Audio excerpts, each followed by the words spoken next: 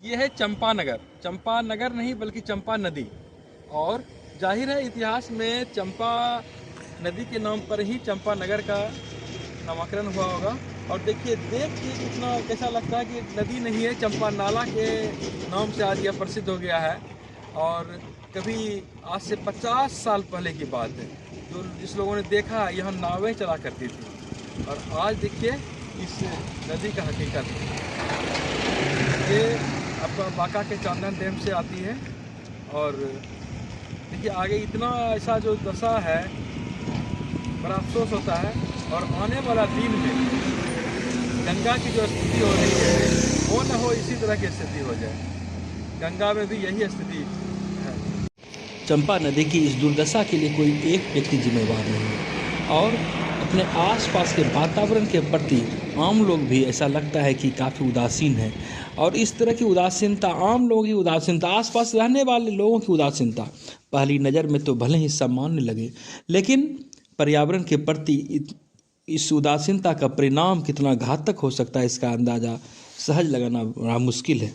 न केवल पर्यावरण का विनाश बल्कि अपनी संस्कृति, अपनी सभ्यता का विनाश करना है। इस नदी का जो यह हालात बन गया है, यह इसी सभ्यता संस्कृति के विनाश का एक ज्वलंत उदाहरण प्रस्तुत करता है वर्तमान पीढ़ी के लिए। अपने ऐतिहासिक रूप में अंग प्रदेश की चंपा नगरी में बहने वाली यह चंपा नदी आज देखकर कोई भी नाराज या कहें कि अफसोस जता सकता है कि अगर यही स्थिति रही तो आने वाले दिनों में यह भी यहाँ भी कोई महल बन जाएगा।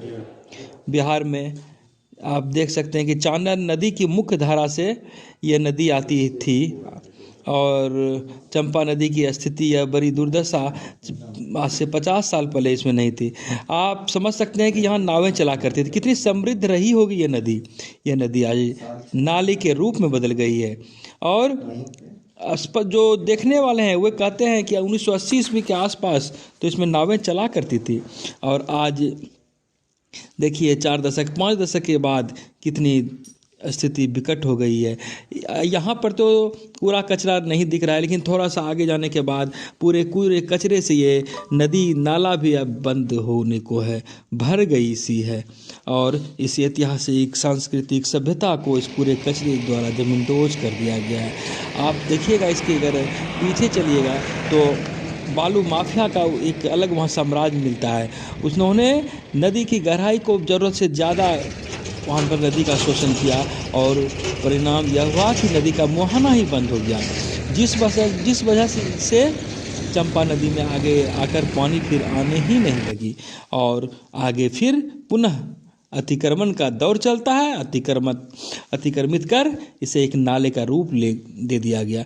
लोग अपने सुख सुविधा के खातिर, अपने स्वार्थ के खातिर प्राकृतिक संसाधनों की ज़बरदस्त लूट खसोट कर प्रकृति को कितना दर्द दे रहे हैं, इसका यह उदाहरण है यह चंपा नदी। व्यक्ति को भी ऐसा लगता है कि खुद पता नहीं है कि हम कर क्या रहे हैं। और अगर इसी तरह चलता रहे, कुछ न किया गया, तो आने वाली पीढ़ी इस नदी के इतिहास को सिर्फ कहानियों में पढ़ेंगे और उसे कहानी के रूप में समझकर संतोष कर लेंगे। अभी भी सरकार को इस पर संज्ञान लेना चाहिए कि कम से कम जिस तरह की नदी घाटी अंग्रेज छोड़ कर गए थे, कम से कम 47 वाली स्थिति तो रहने दे।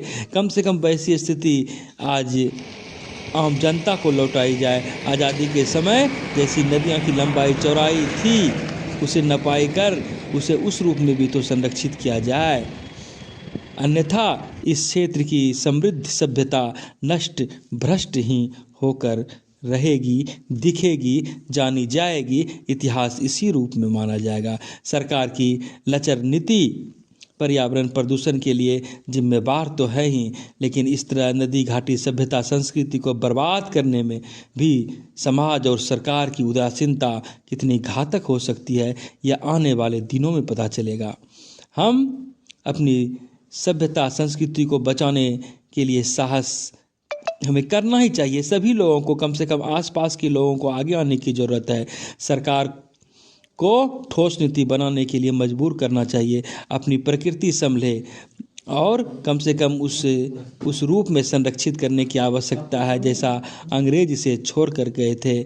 आज ऐसी मांग सरकार से करनी चाहिए।